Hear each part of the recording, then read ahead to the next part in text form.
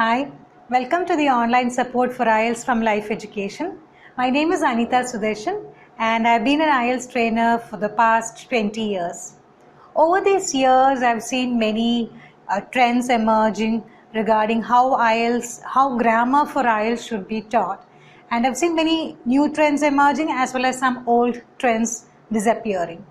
So regarding IELTS grammar, the first thing I have to tell you is that it's better to be a little more motivated in learning grammar for IELTS. Because if you knew how much it would really help to know some grammar and how much it will really help to improve your score, then you would feel like spending some time and energy for training yourself in grammar. The thing is, we may assume that grammar is only important for the writing and speaking part of the IELTS. But it's not like that. If you have a sense of grammatical accuracy, it will definitely enable you to get a good score for all the modules, for listening, reading, writing and speaking. And I'll tell you with a few examples where knowing grammar can help you to get the right answer in an exam. I'll give you one example from listening and I'll give you one example from reading, and also another example in writing where just as an example to show how your grammatical awareness can help you correct yourself or to choose the right answer. One from the listening part.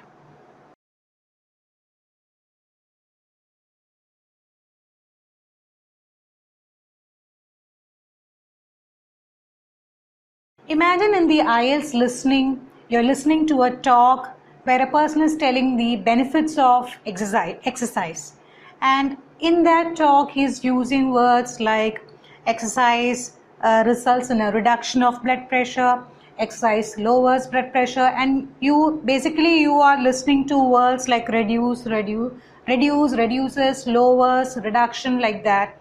And in the comprehension question, you have a sentence like this: exercise dash blood pressure. Now, from what you've heard, you may think that these two words can be okay there, but someone who's got grammatical knowledge will realize that for this particular sentence, grammatically accurate option is reduces. Because in English, when the subject is singular, the rule is that the verb should have that. Rule is that the verb should also take the singular form. To understand it in a simpler way, you need to have that S in that verb. For someone who knows that rule can shortlist the correct answer for this kind of fill up the blank. In reading too, you have numerous questions which are all fill up the blanks, or where you really need to pick the answer from the text and write in a blank or write in a column or a note. Here too, awareness of grammar will help you to choose a right word, grammatically accurate, grammatically sensible word in your answer. I'll give you one more example to illustrate this.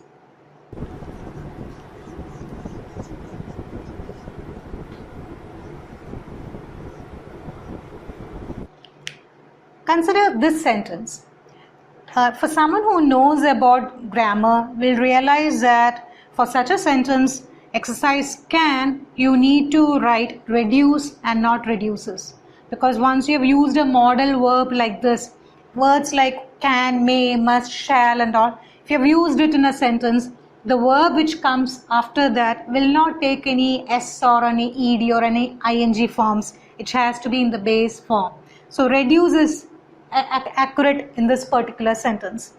For someone who didn't know about this, may assume that I saw the word reduces in that text, so it's okay to write there and it is vocabulary wise meaningful in that sentence. But your sense of grammatical accuracy will enable you to make a wiser choice for this blank, and that may make the difference between a 6.5 and a 7, or any kind of band requirement you are in search for. In the IELTS, writing, definitely one of the criteria for you to get score is grammatical accuracy. And when you finish your written task, whether it be an essay or whether your report, you don't have to depend on anyone else if you know the grammatical rules. It is possible that any of us can make a minor slip in grammar, but being grammatically literate will enable you to find the errors and help you to proofread or edit your answer and get a higher band for your IELTS exam. One common mistake most of us make is regarding the usage of one of the in the IELTS essays. I've seen numerous students write one of the factor, where grammatically the sentence should be one of the factors and it should be followed by a singular verb. So it could be possible that out of our exposure to grammatically faulty English, out of that exposure we may also write a faulty sentence. But if we have grammatical knowledge, we can fix that. So this is where investing in grammar training will enable you to achieve higher score for your English exam like IELTS exam.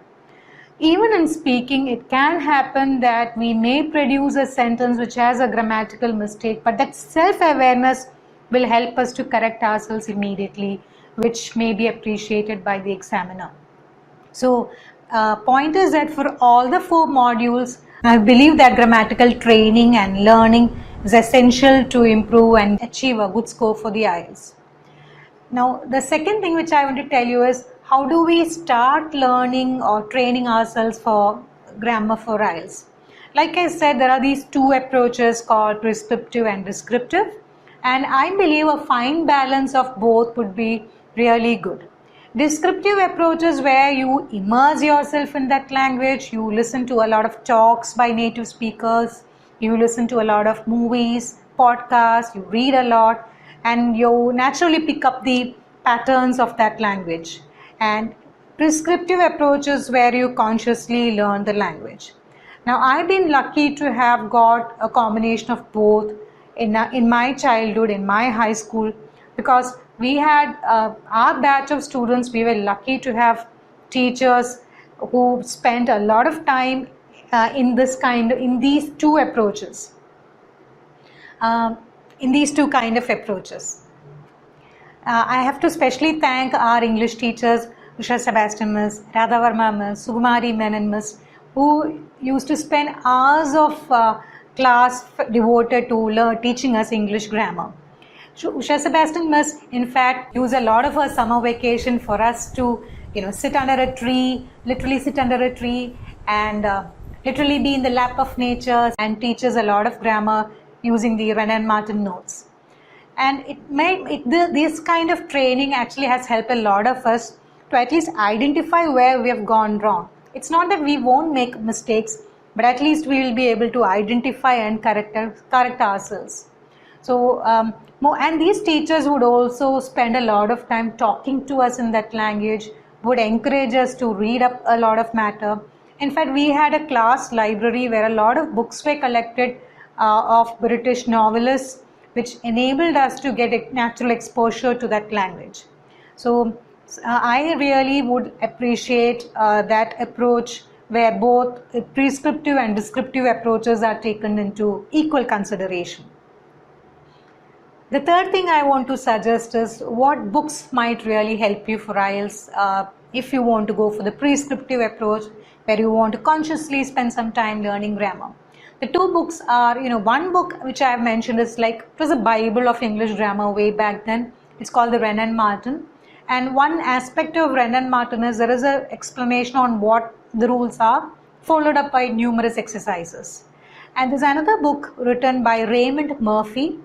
Raymond Murphy's books are lighter, less intimidating, because in one page there is a descriptive approach on how where exactly this grammar pattern is found, and there are a lot of exercises reflecting this grammar pattern. So if you can spend some time on these books, it will really help you to master English grammar. So in short, I want to wind up this session telling that English learning or spending some time on English grammar will really help you to improve and achieve a good score for your listening, reading, writing and speaking modules. It will enable you to check and proofread your answer, and that's it. Thank you very much.